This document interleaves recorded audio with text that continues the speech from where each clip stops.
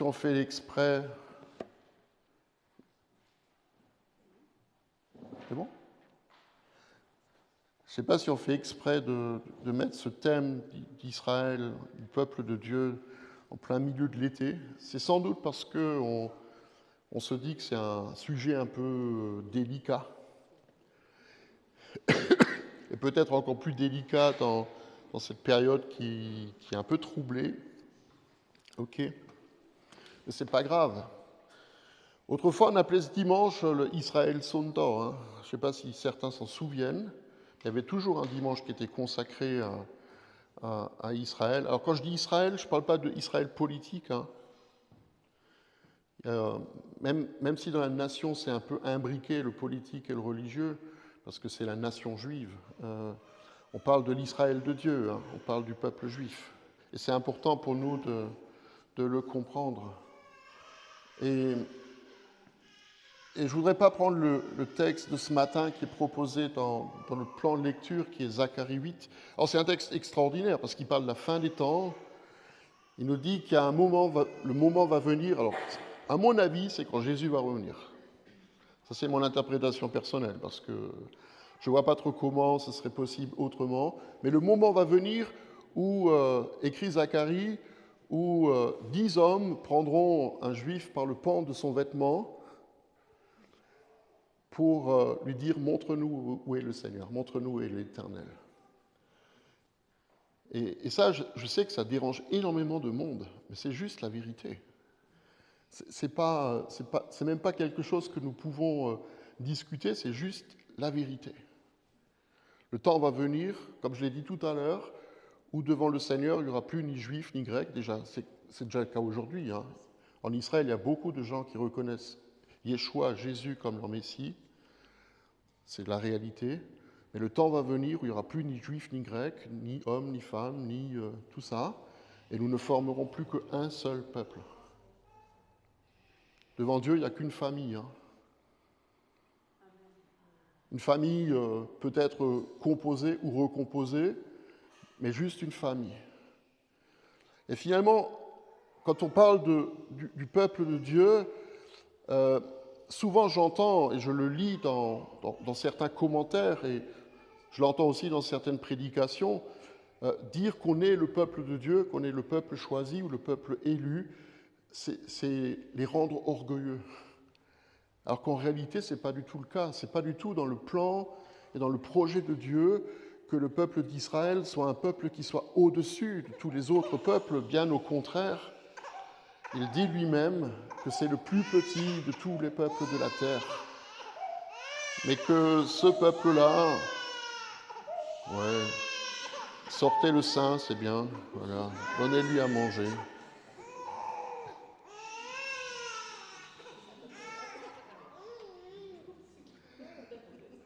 Alors ceux qui regardent juste la vidéo après, il y a juste une maman qui est en train d'allaiter, hein, c'est parce que... Sinon vous allez dire c'est un truc un peu bizarre, qu'est-ce qu'il est en train de dire hein.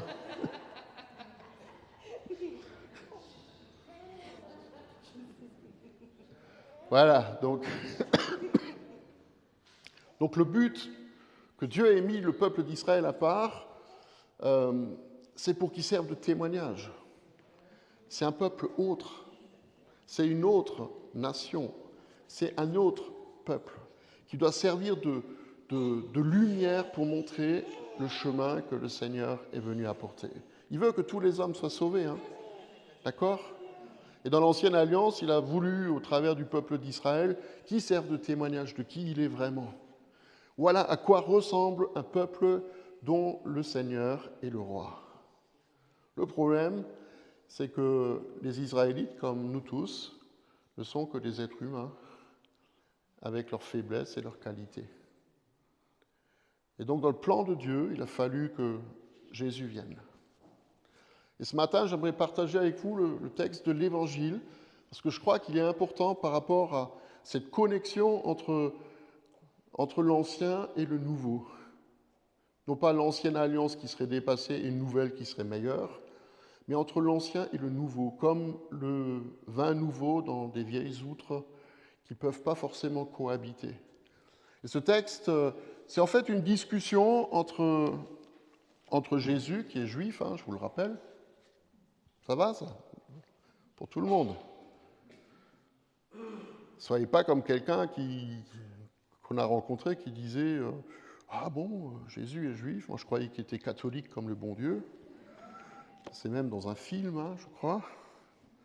Mais une discussion que Jésus a avec un spécialiste de la loi.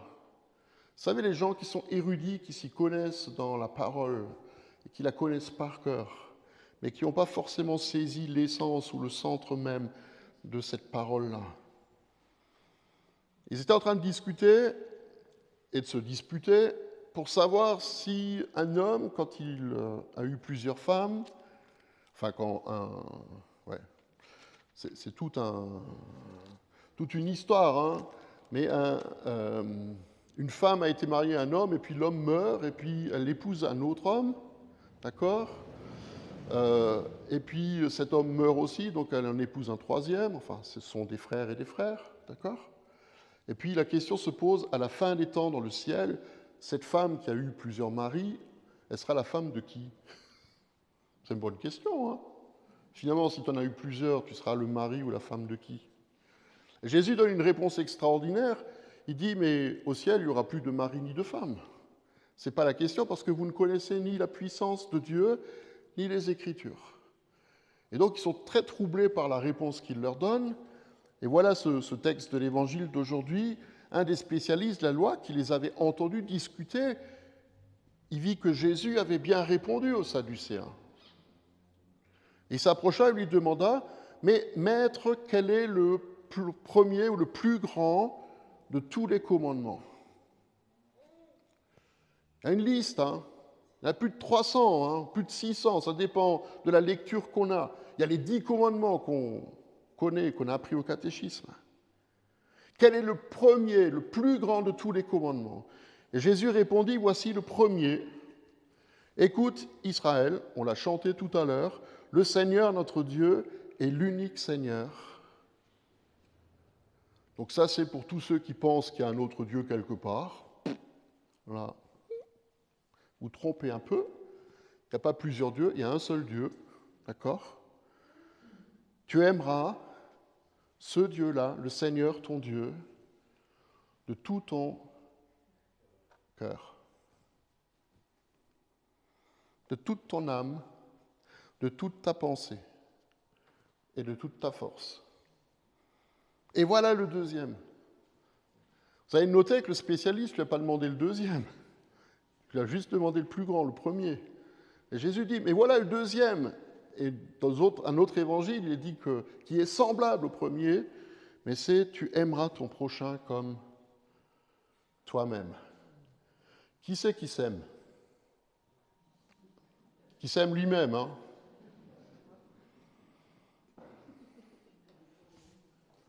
Il n'y a pas beaucoup de mains qui se lèvent, hein. Je sais pas, soyez un peu plus... Alors si vous n'aimez pas vous-même, c'est sûr que vous ne pouvez pas aimer les autres, hein. Ça, c'est sûr. Mais c'est quand même une réponse de la parole qu'il faut qu'on entende. Si tu t'aimes toi-même, tu es capable d'aimer les autres. Si tu ne t'aimes pas toi-même, quelque part, tu auras du mal à aimer les autres. Et c'est assez logique, parce que finalement, ce que tu portes dans ton cœur, l'amertume que tu peux avoir, ou les rancœurs que tu peux avoir, celles-là, elles vont se refléter sur ta manière d'être en relation avec les autres. Tu n'es pas bien dans ta peau, ben, alors fais-toi soigner. Non mais c'est vrai, fais-toi soigner. Le Seigneur, il est bon, on l'a chanté. Laisse-toi guérir par lui. Et après, tu seras capable peut-être de faire ce pas supplémentaire, d'aller vers l'autre et d'avoir de l'amour, de l'affection, de la tendresse pour lui. Et le mot qui est employé ici, il est tellement fort. Hein. Ce n'est pas juste tu aimeras, bisous, et je te salue le matin dans la rue et puis le soir je te plante un couteau dans le dos. C'est tu aimeras. C'est de la même façon que tu aimes Dieu de tout ton cœur. Il faut que tu aimes ton prochain comme toi-même de tout ton cœur. Vous savez pourquoi Jésus met des gens pénibles sur notre route? Ouais. Et pour nous faire aimer, apprendre à aimer plus. Ouais. Nous, on pourrait se dire, ah ben, on serait bien content d'être dans notre petit aquarium, bien tranquille entre nous, avec des gens qui s'apprécient. Et puis non, il nous embête, il nous met sur la route des gens qui nous en... C'est vous qui l'avez dit, j'ai rien dit, moi. Et c'est là où on reconnaît que les gens qui ne fréquentent pas trop les églises, hein. D'accord? Voilà. Mais il fait ça pour que nous apprenions à aimer. Si on n'aime que ceux qui nous aiment, qu'est-ce qu'on fait d'extraordinaire? Jésus le dit lui-même. Les pharisiens, ils font exactement pareil. Les païens, ils font pareil. Ceux qui s'aiment entre eux, ils vont s'aimer, c'est sûr. Mais si on apprend à aimer ceux qui ne sont pas trop aimables, comme Jean-Luc l'a dit, on va grandir dans notre foi. Voilà le deuxième, tu aimeras ton prochain comme toi-même. Il n'y a pas d'autre commandement plus grand que ceux-là. Et le spécialiste de la loi lui dit, c'est bien, maître. J'aimerais bien sentir l'intonation qu'avait cet homme quand il dit ça à Jésus, bien, maître. Tu as dit avec vérité que Dieu est unique, qu'il n'y en a pas d'autre que lui, que l'aimer de tout son cœur, toute son intelligence, de toute son âme, de toute sa force, et aimer son prochain comme soi-même, c'est plus que tous les holocaustes et que tous les sacrifices. Et voyant qu'il avait répondu avec intelligence, Jésus lui dit, tu n'es pas loin du royaume de Dieu. Et personne n'osa plus lui poser de questions. Je ne sais pas si vous posez-vous cette question, c'est pourquoi il lui dit, tu n'es pas loin du royaume de Dieu. Il dit, t'es pas loin, tu y es presque, tu as compris quelque chose. Qu'est-ce qu'il a compris? En fait, ce qu'il a compris, c'est dans la réponse qu'il donne. Aimer Dieu de tout son cœur, parce que c'est là que ça commence. Hein. Si tu n'aimes pas Dieu d'abord avec ton cœur, quelque part tu ne l'aimes pas vraiment. C'est comme Mélodie. Si elle n'est pas aimée par ses parents de tout leur cœur en tout premier, quelque part, ce n'est pas du vrai amour. Bon, elle peut être pénible, mais ça... Bon. On peut tous être pénibles à un moment ou à un autre. Hein.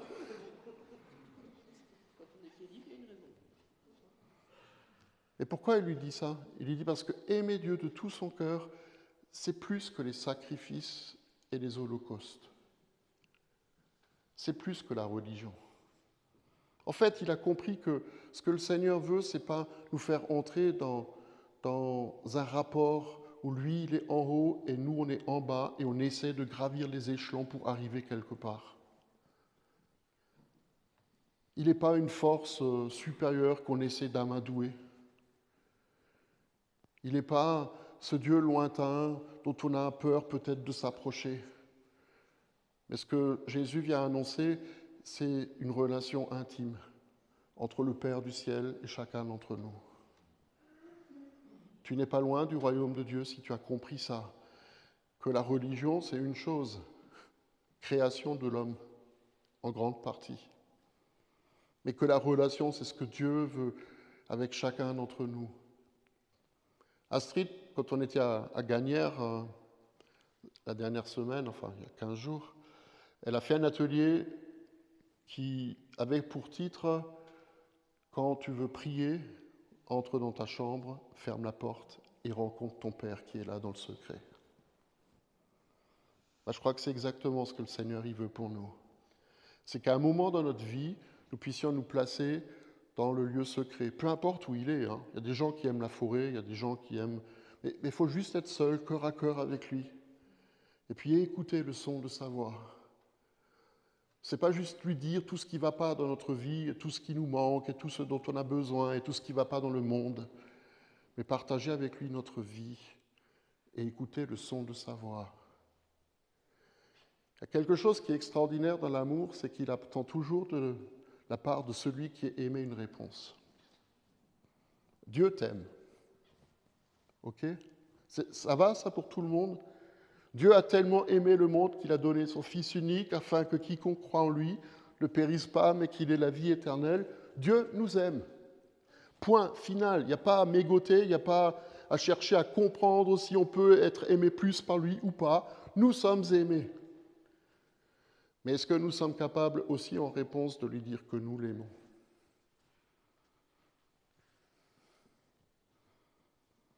Que nous l'aimons. Je l'ai peut-être déjà dit ici, mais on a un ami qui est pasteur, il est un peu plus âgé maintenant que nous, et il a passé du temps dans notre maison, et toute la journée, je vous promets, toute la journée, il passait son temps à dire, quand il était seul, « Je t'aime Jésus, je t'aime Jésus, je t'aime Jésus, je t'aime Jésus, je t'aime Jésus ». Et vous savez quoi ? Ça se voyait sur son visage. Quand tu aimes quelqu'un, ça se voit. Quand tu dis à quelqu'un « je t'aime », ça se voit sur son visage. Alors je crois qu'il faut qu'on apprenne plus encore à dire à notre Dieu que je l'aime, parce qu'il nous a aimés en tout premier. Voilà les commandements que le Seigneur vous laisse et me laisse. Il n'y en a pas de plus grand que ceux-là. Aime le Seigneur ton Dieu de tout ton cœur, de toute ton âme, de toute ta pensée, de toute ta force, et aime ton prochain comme toi-même. Si nous vivons cela, le monde ira beaucoup mieux. Amen.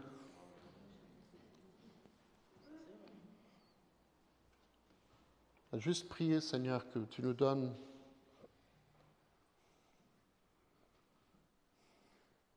un peu plus de sortir de la religion pour entrer dans la relation. Te disons merci de pouvoir être rassemblés ensemble dans ta maison, de pouvoir nous placer devant toi comme tes enfants, mais nous ne nous adressons pas à un Dieu lointain, nous nous adressons à notre Père. C'est à toi que nous parlons. C'est avec toi que nous voulons célébrer, c'est avec toi que nous voulons nous réjouir, c'est avec toi que nous osons pleurer parfois. Merci parce que Jésus est venu nous montrer qui tu es. Merci parce qu'il est venu non pas pour abolir la loi, mais pour l'accomplir. Et pour nous montrer comment vivre avec toi, comment te plaire, comment vivre les uns avec les autres, comment aimer le monde dans lequel tu nous as placés. Prions, Seigneur, envoie ton esprit sur nous pour qu'il nous donne toujours à nouveau cette capacité d'aimer comme nous sommes aimés. Dans le nom de Jésus. Amen.